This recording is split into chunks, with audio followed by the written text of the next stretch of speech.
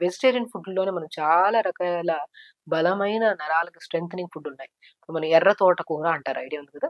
మన తోటకూర కామన్ మంచిగా చిన్న ముక్కేసినా పెద్దగవుతది. మంచిగా మనం తోటకూర బాగా దొరుకుతది. తోటకూర ప్రతిరోజు తీసుకునే వాళ్ళలో నరాలలో ప్రాబ్లమ్స్ రావు. అండ్ బోన్స్ చాలా స్ట్రాంగ్‌గా ఉంటాయి. ఐరన్ డెఫిషియన్సీ ఉండదు. కళ్ళకి చాలా మంచిది. ఐస్‌కి చాలా మంచిది. ఎంతో మంచి ప్రయోజనాలున్నాయి. నేను తోటకూరని చాలా వరకు చెప్తుంటాను. రెగ్యులర్‌గా తోటకూర తీసుకోండి. తోటకూరని రకరకాలుగా ఇప్పుడు చాలామంది కాన్‌స్టిపేషన్ ప్రాబ్లమ్ ఉండే వాళ్ళకి కూడా తోటకూర చాలా బాగా యూజ్ అవుతది. సో, రెగ్యులర్‌గా మోషన్ అవ్వట్లేదు. మోషన్‌లో చాలా మందికి టైట్‌గా పైల్స్ లాగున్నాయి కొంతమందికి. ఈ కైండ్ ఆఫ్ ఏ ఇష్యూస్ ఉన్నా సరే తోటకూర బ్రహ్మాండంగా పనిచేస్తది. తోటకూరలో రిచ్ ఐరన్ ఉంటది. విటమిన్స్ ఉంటాయి. మినరల్స్ ఉంటాయి.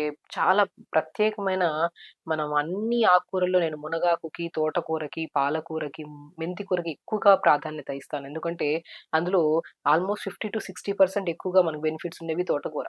తోటకూర మనం రెగ్యులర్‌గా తీసుకోవడం వల్ల మనకి దీంట్లో చాలా రకాల బలమైన విటమిన్స్ ఉన్నాయి కాబట్టి అండ్ ఐరన్ తగ్గిపోయిన బాడీలో వీక్‌నెస్ వస్తది. ఐరన్ తగ్గిపోయినా సరే నరాలలో పెయిన్స్, వీక్‌నెస్ రావడము, బి కాంప్లెక్స్ విటమిన్స్ ఉంటాయి. జింక్, మెగ్నీషియం అన్నీ ఉంటాయి ఇందులో కాబట్టి తోటకూర తీసుకోండి. అండ్ తోటకూర విత్తనాలు దొరుకుతాయి మనకి.